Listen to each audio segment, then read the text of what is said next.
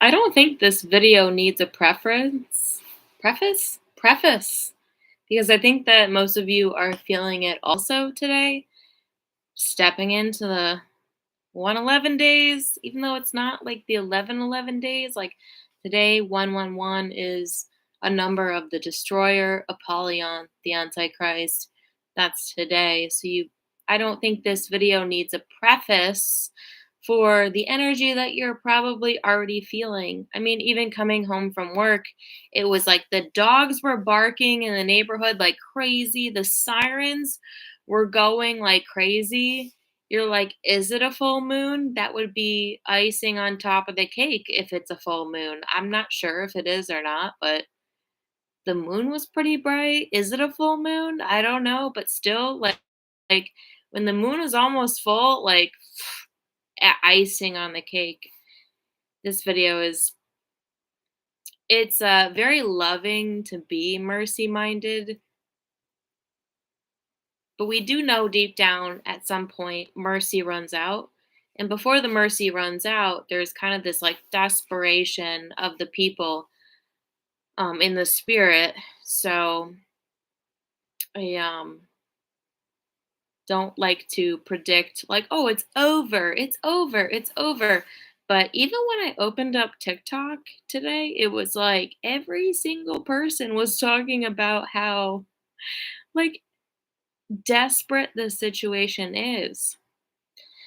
And I'm sorry to say, but ever since the California fires have been ruining that area, even though it's obviously devastating, like I can't deny the fact that something in my spirit feels better.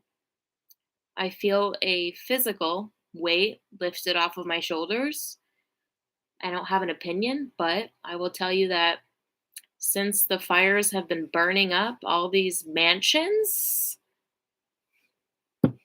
I don't really I feel good. Like that's interesting. It's like an energetic release. You all know I have a problem with alcoholism that I have been dealing with since 2021, 2020, probably 2021. And I've always been very vocal about that because I always wanted to share my journey. And I always wanted to journal it, at least in my mind, about how and why this is happening. Back in the day, I had a theory that this was back in like 2020. I'm like, I have a theory that there's such a lack of love and oxytocin in the world that people turn to substance abuse or substance use. Substance abuse is different because you can't go about your day-to-day life. I always could go about my day-to-day life, but I'm there's something so unnatural to the spirit, to the soul, to the self to spend every single waking moment virtually by yourself that people turn to substance use, oxytocin. In the alt media and all your holistic women, witches, want to like, oh, I want to cure everyone. You're all talking about dopamine. You want to talk about serotonin. Oh, you want to talk about cortisol, that stress. Why aren't any of you talking about oxytocin? Why is nobody talking about oxy effing tocin? The hormone that is released when you are around people that you love. Why is this? It's like not even taboo. It's not even on your freaking radar. Are you even human? Don't wonder why a majority of the people in America are deprived and turn to substance use because people in America, we are not used to this type of loneliness. Other countries have different cultures. It's very communal, and that can be good, but it's also terrible because when people are so communal that they won't call out evil, that's very toxic. You have a giant, disgusting, infectious wound in the eyes of God that nobody will address. But we have a different scenario in America, it seems. where you've got pioneer spirits in America who are willing to point out, not only that, we'll put boots on, we'll strap boots on, we'll in a Texas, dude, we'll strap boots on, like we'll go out there and we will observe the infectious wound that is infecting our society. And then you lose the community, right? And you lose that oxytocin. And a lot of us have been without oxytocin for so long. I mean, boots on the ground, that's a pretty extreme extent, but someone who's just willing to take a look at the facts and the truth of the matter, that's a pretty benign way to get yourself isolated, alone, and without oxytocin. Not only that, our culture has steered us into living further and further away from our families. No oxytocin, people turn to substance abuse, substance use, functional alcoholism. What did you expect? And then throughout the years, this is such old news, but oh, the devil would be like, just stop. Just stop because it's bad. This is why I don't like AA. I've gone to AA. I don't like AA.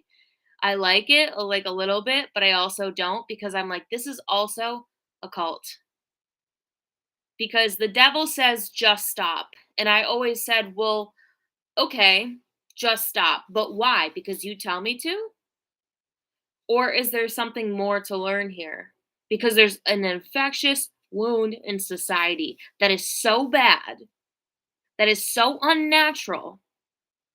And I'm willing to roll the dice and see what it is. Figure it out. Figure it out. And then this part of California sets on fire, you know? I have spent years in solitude, and for some reason, California, this little area where all these mansions are and these decrepit people are, don't feel the need to drink. There's something energetic happening here. There's an energetic release that is happening. As the world burns, we feel a cathartic release, and it's physical. It's real. It's like I can physically, palpably feel relief. And I'm not saying it's good, but I'm just saying this is a symptom of the destruction happening in California. That area, tell you what, felt a lot better. Don't know why. Don't know why. I'm not sitting here saying like, oh yeah, fuck them billionaires. I don't care. I'm super neutral. But I'll tell you what, I felt way healthier past couple days.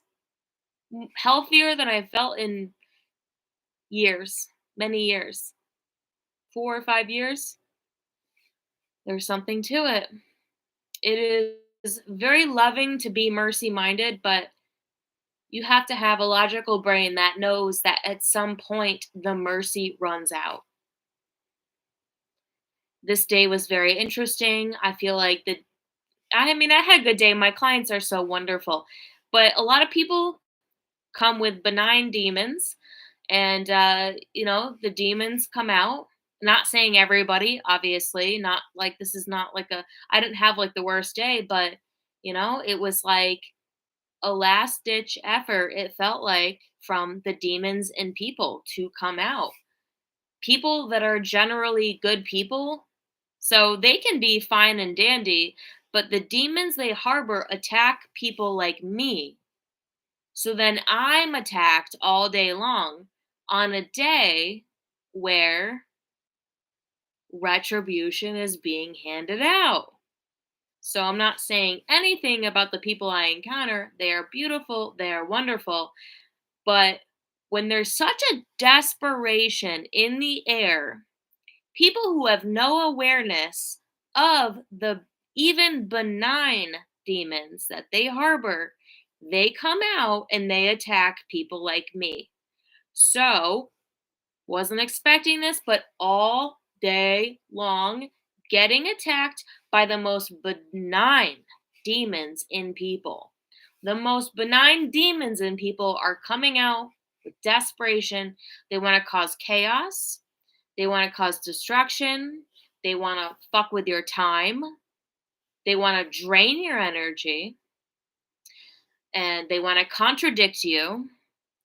And that's just what they do. So these are very benign symptoms of demons and people manifesting coming out to attack you. This is very rare. This happened today. Not saying anything like people are so wonderful, like they're good, but a lot of people have really benign demons. And then people that are very sensitive like me, we get the runt of the wrath of the demons who are so desperate to take a last stand. And things have escalated as the day has gone on. And there's been victories as the day has gone on. I had a conversation with Michael. It was, truthfully, I think you will find that you got a ticket out of hell. And so living an ordinary life, as not easy as it seems, this is your ticket out of hell. And I wasn't sure if he was going to receive it well or not, but he agreed. And we'll go from there. But anyways, fast forward an hour later, his ex-wife is messaging me, flipping the fuck out over him. And I said, listen, he's not a monster. You are not a monster. I'm not a monster. I've spent my entire life studying how monsters operate in people. Going from there. This is profound. I have never known this woman to be anything other than agreeable, almost to a fault. And I've always been super suspicious of her personality because she's too agreeable to a fault. You will say, hey, there's a freaking candy store over here. And she'll be like, great. And she'll go walk into a fucking tornado. I'm like, this is why I can't trust her, is because she's too agreeable. But, tonight she took a stand for herself, which is a good thing. And then obviously it came out like he's a fucking monster. How can you trust him? How can you love him? I'm like, he's not a monster. You're not a monster. I'm not a monster. We're not monsters. Monsters operate in your brain. But there's a turning of the tides that is happening because I'm so relieved that finally, for once in her freaking life, something is coming out to take a stand, because her personality has been so agreeable to the point where you were like, this woman is virtually dangerous because her personality is so agreeable. So I don't look at it as like an attack. I'm just like, oh my God, finally, like she freaking takes a stand for herself. Little does she know there's so much more work to be done. And she's in California. She's in the line of the fire. God's will be done. Demons are coming out of people. They're flipping out. It's like, fucking finally, bitch, you take a stand for yourself. Even though it's undereducated, you're like so many years behind. I don't really go there with her. I don't really think these things, but I understand that this is like the first time the woman has ever fucking stood up for herself. I have opinions, but I don't think that these opinions are going to stand the test of time, because this is just the beginning for some people, you know? Like the demons lashing out, this is just the beginning for some people. So like you think that you've been through the ringer and you're like, "Oh my, I'm so good to go." The demons are just lashing out for a lot of people for the first freaking time ever. For the first time ever. So in that sense, hey, maybe more mercy is around the corner, because the demons are lashing out in people for the first time ever. And California is on fire. The principality in hey, good. It's causing some ripple effect, and people are lashing out for the first time ever. When someone lashes out, it's because that demon wants to get out. I mean, the demon never wants to get out. Sorry. The person wants to get free. The soul wants to get free. Someone that I never ever considered coming around the way that they're coming around, even though the behavior is atrocious, I'm like, at least they're coming around. At least they're standing up for themselves, even though it comes out as like pretty violent and atrocious. They don't know. They're about to find out. But the fact that the energy is moving in the vessels of people, hey, maybe more mercy can be found. And we've been primed, right? Like we're like, we've been sitting here like waiting for the end, and now people are just starting to come around in the sense that their demons are flipping the frick out, and they're like, finally, like, here I am. And you're like, dude, get out of that person. Nah, go. And you know what happens after that is the wicked get more wicked, the decrepit get more decrepit. So you're gonna probably see some weird stuff going forward. You're already seeing weird stuff. You're probably gonna see a lot more weird stuff going forward, because perhaps mercy isn't here yet, because you're just seeing a huge wave of demons being released out of people that are going to have to find a new home.